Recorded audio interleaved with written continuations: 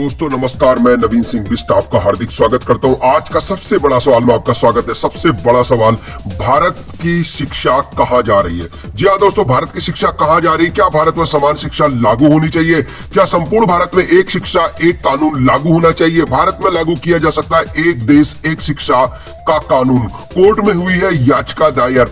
आइए जानते हैं वकील साहब ने क्या कहा इस बारे में। देश में one nation one education board, one nation one syllabus, one nation one curriculum लागू करने की मांग वाली पीआईएल पे कोर्ट में सुनवाई हुई है। हमने ये मांग किया है कि राइट टू एजुकेशन एक्ट को बदल के राइट टू इक्वल एजुकेशन बनाया जाए और पूरे देश में सिलेबस कॉमन किया जाए। बंगाल वाला बंगाली में पढ़े, गुजरात वाला गुजराती में पढ़े, महाराष्ट्र वाला मराठी में पढ़े, तमिलनाडु वाला अपनी तमिल में पढ़े, लेकिन सिलेबस और करिकुलम एक समान होना चाहिए। फिजिक्स का, केमिस्ट्री का, मैथ का, जूलॉजी का, बॉटनी का, इंग्लिश का, हिंदी का, संस्कृत का, ये सारे सिलेबस कॉमन होने चाहिए पूरे देश में। और वो इसलिए जरूरी है क्योंकि सारे के सारे कॉम्पिटिटिव जो एग्जाम हो रहे हैं उनका पेपर एक हो रहा है।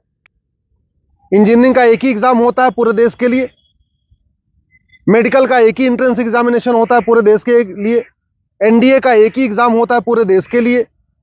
इसी तरीके से आईएएस का जो पेपर होता है वो सबके लिए कॉमन होता है, पीसीएस का पेपर सबके लिए कॉमन होता है, बैंक का पेपर सबके लिए कॉमन होता है, रेलवे का पेपर सबके लिए कॉमन होता है। और अब तो यूनिवर्सिटी में एडमिशन के लिए कॉमन जो सीयूईटी हो रहा है वो भी सबके लिए एक पेपर कॉमन है। अब जब एंट्रेंस एग्जामिनेशन का पेपर एक है तो फिर अलग अलग सिलेबस क्यों पढ़ाया जा रहा है? सीबीएसई कुछ अलग पढ़ा रहा है, आईसीएसई कुछ अलग पढ़ा रहा है, यूपी बोर्ड अलग पढ़ा रहा है, बिहार बोर्ड अलग पढ़ा रहा है, बंगाल बोर्ड अलग पढ़ा रहा है। और सारी पढ़ाई करने के बाद जब बच्चा जाएगा एग्जाम देने, उसके लिए सबके लिए एक पेपर होगा। अगर पेपर सीबीएसई के पैटर्न पे सेट होता है तो बाकी स्टेट बोर्ड वालों को इक्वल अपॉर्चुनिटी नहीं मिलती। अगर जो एंट्रेंस एग्जामिनेशन का पेपर है इंजीनियरिंग का, मेडिकल का, एनडीए का, बैंक का, रेलवे का, अगर वो आईसीएसई बोर्ड के पैटर्न पे होता है तो सीबीएसई बोर्ड वालों को और बाकी स्टेट बोर्ड वालों को फिर इक्वल अपॉर्चुनिटी नहीं मिलती। राइट टू एजुकेशन हमारा फंडामेंटल राइट है, इसलिए हमने कोर्ट से ये कहा है कि आप केंद्र सरकार को निर्देश दीजिए, एनसीईआरटी को कहिए एक कॉमन सिलेबस, कॉमन करिकुलम तैयार करे।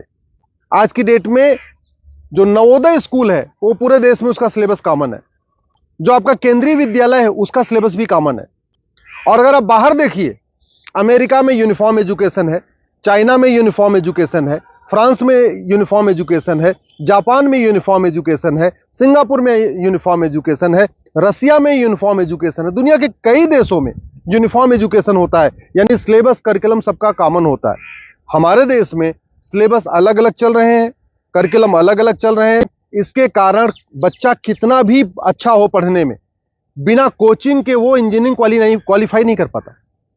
क्योंकि वो यूपी बोर्ड का बच्चा कितना भी अच्छा हो एक्सपर्ट पढ़ने में, लेकिन पेपर जो सेट हुआ वो तो सीबीएसई के पैटर्न पे हुआ, तो फिर वो क्वालिफाई नहीं कर पाता। अल्टीमेटली उसको कोचिंग करना पड़ता है। और मैंने ये भी कोर्ट को कहा है कि ये कोचिंग माफियाओं के दबाव में ही वन नेशन वन एजुकेशन लागू नहीं हो रहा है। कोचिंग माफिया इतने पावरफुल है, इनका लगभग 5 लाख करोड़ रुपए का कोचिंग का बिजनेस है हर साल का। अगर वन नेशन वन सिलेबस हो जाएगा, कॉमन सिलेबस, कॉमन करिकुलम हो जाएगा और जो पढ़ाया जाएगा यही पूछा जाएगा, तो लोग कोचिंग नहीं करेंगे। जो मेहनती बच्चे होंगे वो अपनी पढ़ाई करेंगे और उसके बाद एंट्रेंस क्वालिफाई कर लेंगे।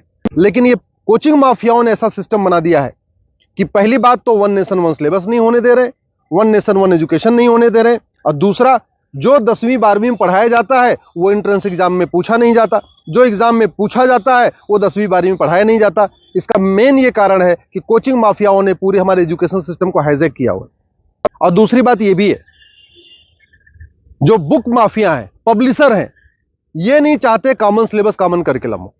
क्योंकि अगर कॉमन सिलेबस कॉमन करिकुलम हो जाएगा और सिलेबस कांस्टेंट रहेगा, 2 साल 3 साल 4 साल तक वही रहेगा, तो फिर जो पब्लिशर है इनकी किताब कोई नहीं खरीदेगा, लोग एनसीईआरटी किताब खरीद लेंगे। जो एनसीईआरटी छापेगा, अगर वही लोग किताब में स्कूल में चलाएंगे तो एनसीईआरटी किताब 100 रुपए की मिलती है, प्राइवेट पब्लिशर उसको 500-1000 रुपए की बेचते हैं। तो बुक माफिया नहीं चाहते कि कॉमन सिलेबस कॉमन करिकुलम हो, एनसीईआरटी किताब हर जगह लागू हो। कोचिंग माफिया नहीं चाहते यूनिफॉर्म सिलेबस हो, यूनिफॉर्म करिकुलम हो, वन नेशन वन सिलेबस हो। और स्कूल माफिया नहीं चाहते कि one nation one education board हो। सीबीएसई बोर्ड वाले चाहते हैं कि उनका सीबीएसई बोर्ड अलग से चलता रहे, जिससे उनकी दुकान चलती रहे।